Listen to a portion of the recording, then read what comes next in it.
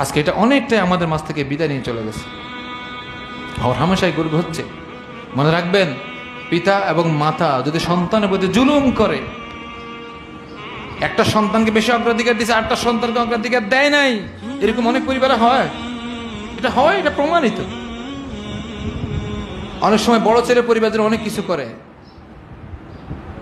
এরকম অনেক পরিবারে দেখছি আমি, এটা দুনিয়া প্রমাণিত।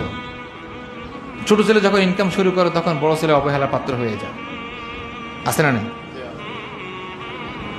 সংসার আলাদা হয়ে যায়, মা বাপ এত অকৃতজ্ঞের পরিচয় দেয়, মনে হয় যেন বড় ছেলে সংসার জন্য কিছুই করে নাই। মনে রাখবেন, এরকম বড় ছেলে তখন মা বাবার সাথে প্রতিবাদ করবেন না। কি দিছে মা বাপ, আপনার কৃতজ্ঞতা স্বীকার করুক আর না করুক, আপনি যে আপনার ভাইয়ের জন্য, বোনের জন্য, পরিবারের জন্য করেছেন জানে কে? আল্লাহর কসম, আপনি যদি চুপ থাকেন, কোনো কিছু যদি তাদের কাছ থেকে আশা না করেন, আল্লাহ আপনাকে এমন